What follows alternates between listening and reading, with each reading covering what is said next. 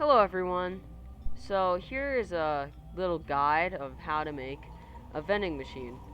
Now, just in preface, I'm sorry for any lag that could occur. I'm using let's just say not the greatest setup, and that's why just say it's a little bit foggy or the graphics aren't that good. So, to start off with this system, we're going to want to create, well, this is going to be pretty much our output, and we're going to want a little bit of a storage sensor. We're just going to keep that here for now. And then we're going to want a medium platform A or a large platform A, whatever you need, just in the middle. You're going to want to surround that with auto arms and make sure to leave a gap for this collecting auto arm, which will go back to your output platform. This platform right here that I'm using. Now you're going to want to surround it in front of each auto arm a resource canister with said auto arms resource. And of course, this auto arm has a filter of aluminum alloy, so it's going to aluminum alloy. Now behind the canisters, you're going to want, for the pretty much sorting system, to put resources back. You're going to want to have another one with a filter. Now the filters are absolutely mandatory on these. You can kind of get away without a filter on this if you have less than like 10 or so, and make sure that these green spots are only on their said canister, but I would not recommend it because it could cause problems in the future.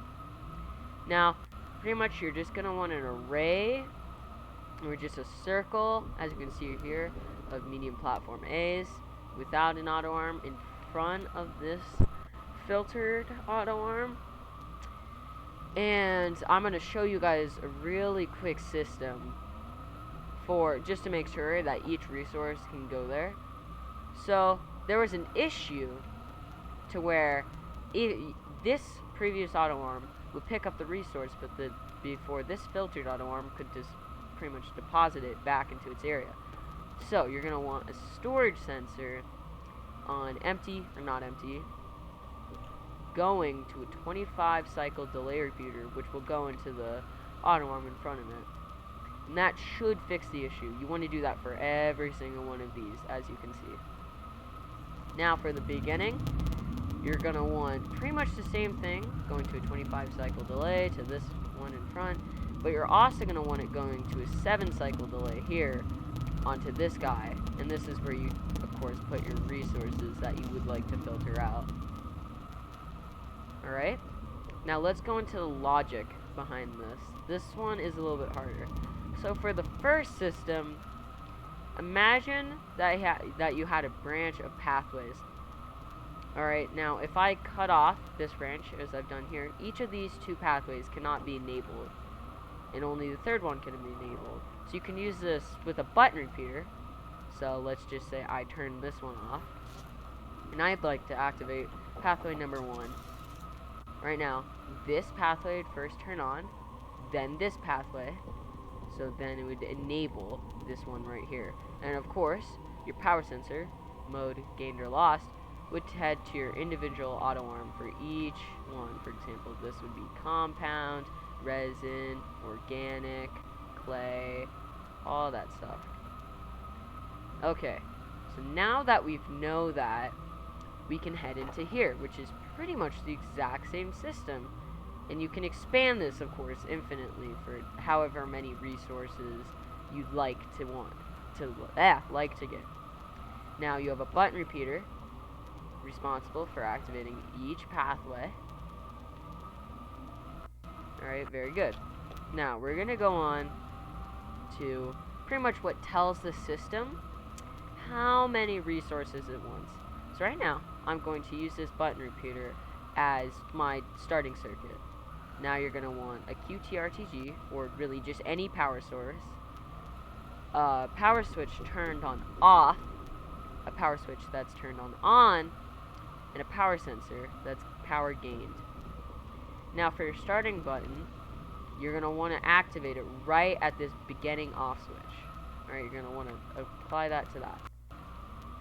Now, you're going to want to head to your power sensor. You want to branch it out, hit this back power switch behind it, and button A, or your power arm, your auto arm.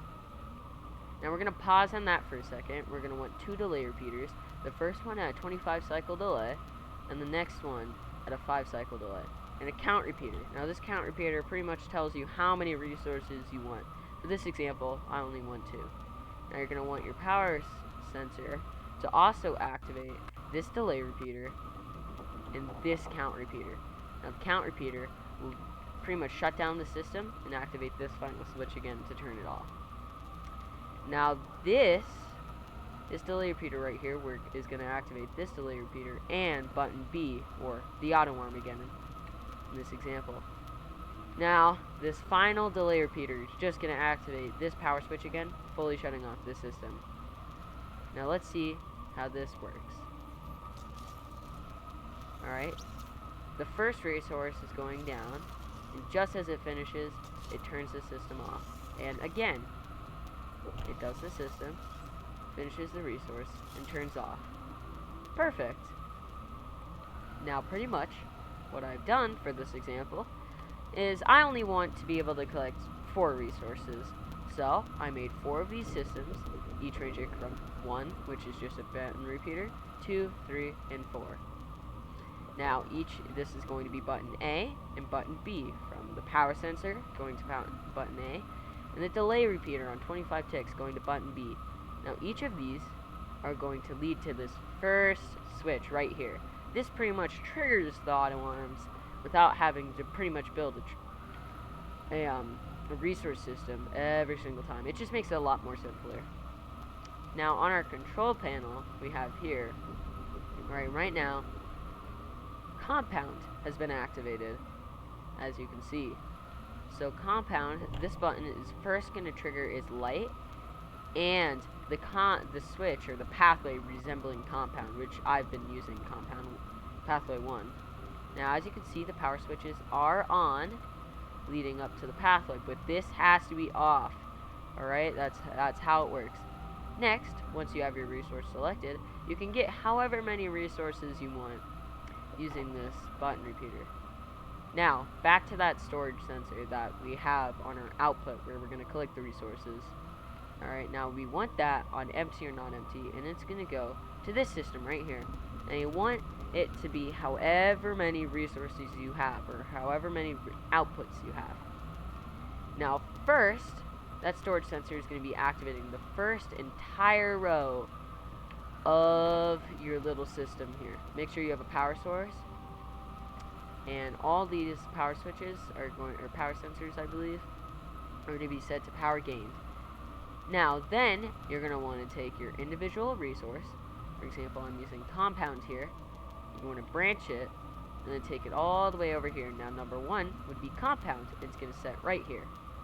Then you're going to want to take the output of that and just use it to trigger the compound button again, fully resetting the system.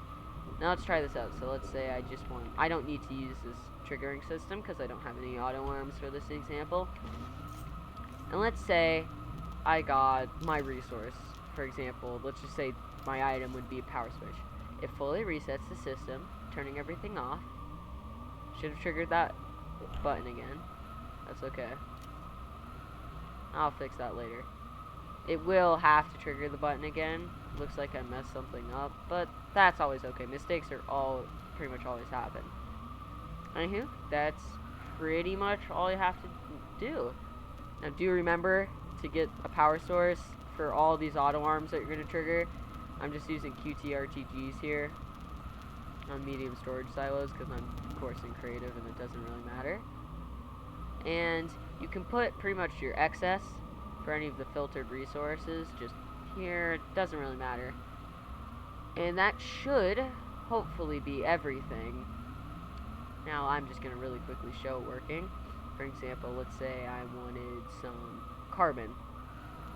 I first activate the carbon system, and let's say I want 3 carbon. I use this keypad. Tells the system I want 3 carbon. Now we see that my auto arm is picking up the carbon, dispensing it onto its little payload here. It turns off, turns back on, grabbing more carbon. Turns off, turns back on, as you can see by the little power thing, this little button activating here. then finally turning it off. And now that they go here, this storage sensor detects that it has its resources and has turned the carbon light off, fully resetting the system. Make sure before you get more resources to take the carbon or whatever resource you have off. Whoops, looks like my backpack's full. And then, another perk with this system, let's just say I don't want this carbon anymore. So I put back the carbon, and this will first take the carbon. Now I'll trigger this storage sensor right here, and it's got no more, so it's 7-cycle delay will trigger, turning this first auto arm off, and then it triggers back again. And then finally that triggers off, and this detects that this isn't compound, so it's going to allow that to go. But finally, we have carbon. So this just takes long enough to make sure that this auto arm doesn't take it, and it can dispense it back into its system. Oh, whoops. Well, thank you for watching. I hope you enjoyed the video and are able to make this in your own world. And, yeah, everyone, please have a nice day. And, yeah, goodbye.